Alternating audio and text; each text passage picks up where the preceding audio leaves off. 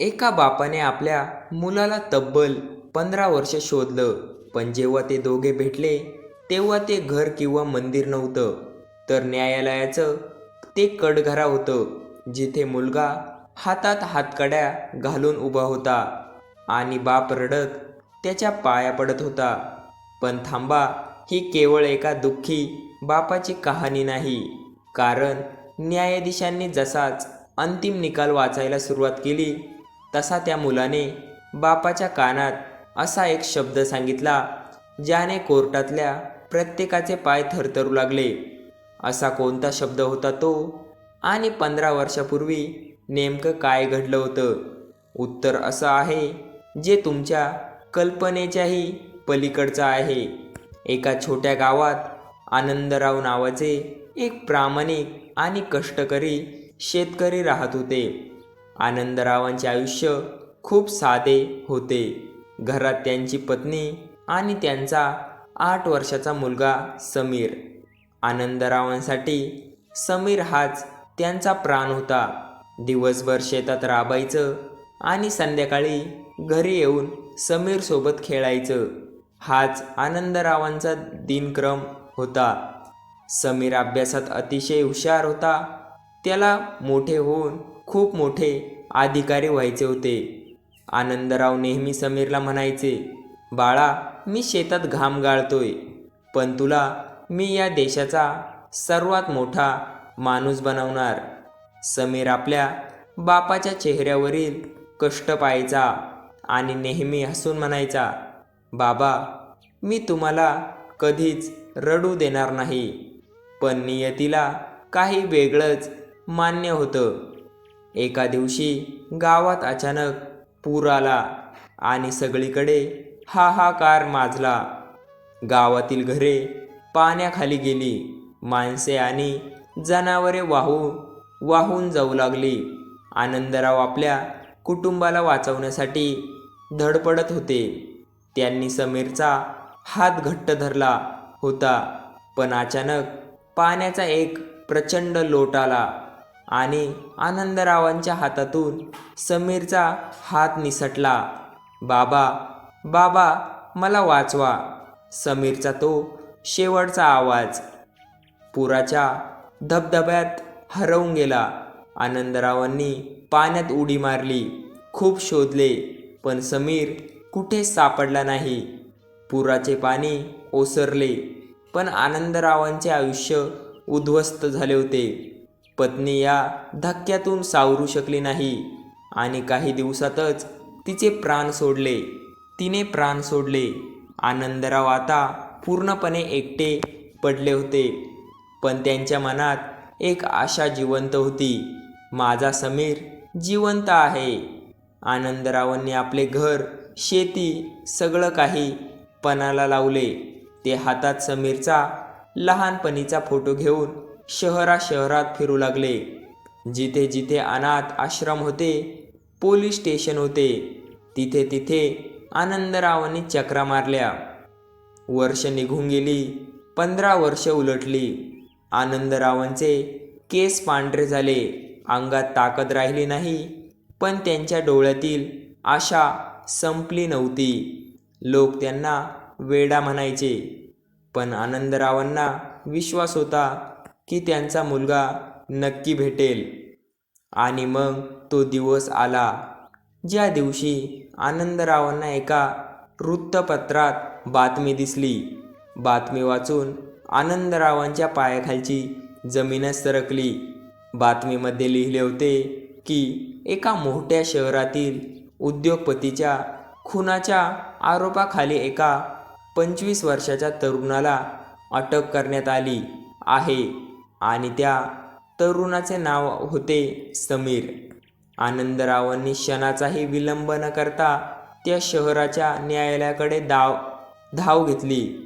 जेव्हा आनंदराव न्यायालयात पोहोचले, तेव्हा संपूर्ण कोर्टरूम लोकांनी भरलेली होती. कटघऱ्यामध्ये एक तरुण हातात हातकड्या घालून उभा होता. त्याच्या चेहऱ्यावर कोणतीही भीती नव्हती, फक्त एक शांतता होती.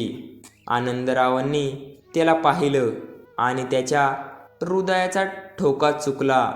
तो दुसरा कोणी नसून त्यांचाच हरवलेला मुलगा समीर होता. आनंदराव रडत रडत कटघऱ्याजवळ गेले. त्यांनी लाकडी कटघऱ्यावरून हात पुढे करून समीरचा चेहरा हातात घेतला. जसं की आपल्या थंबनेलवर दिसत आहे. समीर, माझ्या बाळा, तू जिवंत आहेस. आनंदरावांच्या डोळ्यातून अश्रू थांबत नव्हते. समीरने आपल्या बापाकडे पाहिले. 15 वर्षानंतर आपल्या बापाचा स्पर्श मिळताच समीरच्या डोळ्यातही पाणी आले. तो हळूच म्हणाला, बाबा, तुम्ही आलात. कोर्टातील वातावरण अत्यंत भावूक झाले होते. पोलीस, वकील आणि न्यायाधीश सगळेच अस्वस्थ झाले. पण तेवढ्यात सरकारी वकिलाने उठून मोठे विधान केले. माय लॉर्ड, हा आरोपी अत्यंत हुशार आणि धोकादायक आहे. याने केलेला खून हा अपघाती नसून एक भयानक कट आहे. याला तात्काळ फाशीची शिक्षा झाली पाहिजे. न्यायाधीशांनी सर्व पुरावे पाहिले आणि पेन हातात घेतला. निकाल अगदी स्पष्ट दिसत होता. समीरला फाशी होणार होती. आनंदराव न्यायाधीशासमोर हात जोडून गयावया करू लागले. माय लॉर्ड, माझ्या मुलाला सोडून द्या. तो निर्दोष आहे. त्याच वेळी समीरने आनंदरावांना जवळ ओढले आणि त्यांच्या कानात काहीतरी गुणगुणला. समीरने कानात नक्की काय म्हटले? तो खरोखरच खुनी होता का? 15 वर्षापूर्वी तो पुराच्या पाण्यात वाहून गेल्यानंतर नक्की कुठे गेला होता? आणि तो आज न्यायालयात असा का उभा होता? समीरने आनंदरावांच्या कानात अत्यंत हळू पण ठाम आवाजात सांगितले, बाबा, रडू नका. मी ज्या माणसाचा खून केलाय तो दुसरा कोणी नसून 15 वर्षापूर्वी मला तुमच्यापासून हिरावून घेणारा आणि आईच्या मृत्यूला कारणीभूत ठरणारा तोच नराधम होता. हे ऐकताच आनंदरावांच्या पायाखालची जमीन सरकली. आनंदरावांचे डोळे विस्फारले. त्यांना 15 वर्षापूर्वीची ती भयानक रात्र जशीच्या तशी आठवू लागली. 15 वर्षापूर्वी गावात आलेला पूर हा नैसर्गिक आपत्ती नव्हता. गावाजवळील खाजगी धरणाचे दार बेकायदेशीरपणे उघडण्यात आले होते. ते धरण एका मोठ्या धनदांडग्या उद्योगपतीचे होते, विक्रम सिंग. विक्रम सिंगला गावातील जमिनी हडप करण्याच्या होत्या, म्हणून त्याने आपल्या फायद्यासाठी आणि जमीन बळकावण्यासाठी बेकायदेशीरपणे धरणाचे पाणी सोडले, ज्यामुळे पूर्ण गाव पाण्याखाली गेले. अनेक निष्पाप लोकांचे प्राण गेले आणि शेकडो कुटुंब उद्ध्वस्त झाली. त्या दिवशी पुराच्या पाण्यात वाहून गेलेला लहान समीर एका झाडाच्या फांदीला अडकला होता. विक्रमसिंगच्या गुंडांनी त्याला पाण्यातून बाहेर काढले, पण घरी सोडण्याऐवजी त्याला एका शहरात नेऊन बालमजुरीच्या भयंकर चक्रात ढकलले. समीर लहान होता, पण त्याच्या डोक्यात आपल्या आईवडिलांचा चेहरा आणि त्या रात्री झालेल्या अन्याय कोराला गेला होता. जसा जसा समीर मोठा झाला तसा त्याने विक्रम सिंगच्या साम्राज्याची माहिती काढायला सुरुवात केली. समीरला कळून चुकले होते की विक्रम सिंग हा अत्यंत शक्तिशाली माणूस आहे. पोलीस आणि कायदा त्याच्या खिशात होता. त्याला संदशीर मार्गाने शिक्षा देणे अशक्य होते. समीरने स्वतःचे आयुष्य पणाला लावले. त्याने विक्रम सिंगच्या कंपनीचा एक साधा कर्मचारी म्हणून काम करायला सुरुवात केली. गेल्या 5 वर्षात समीरने विक्रम सिंगच्या सर्व काळ्या धंद्यांची, बेकायदेशीर कामांचे आणि 15 वर्षापूर्वी केलेल्या त्या सर्व मानवनिर्मित पुरा विरुद्धचे सर्व भक्कम पुरावे गोळा केले आणि शेवटी तो दिवस आला जेव्हा विक्रमसिंगच्या हातून आणखी एक निष्पाप माणसाचा बळी जाणार होता. समीरने स्वतःच्या हाताने विक्रमसिंगचा अंत केला आणि स्वतःहून पोलिसांत शरण आला. समीरने पळून जाण्याचा प्रयत्न केला नाही, कारण त्याला न्यायालयात उभं राहून जगासमोर विक्रमसिंगचा खरा चेहरा आणायचा होता. हे सर्व सत्य ऐकून आनंदरावांच्या डोळ्यातून अश्रू वाहू लागले. पण आता ते दुःखाचे अश्रू नव्हते, तर आपल्या मुलाच्या धैर्याचे आणि त्यागाचे अश्रू होते.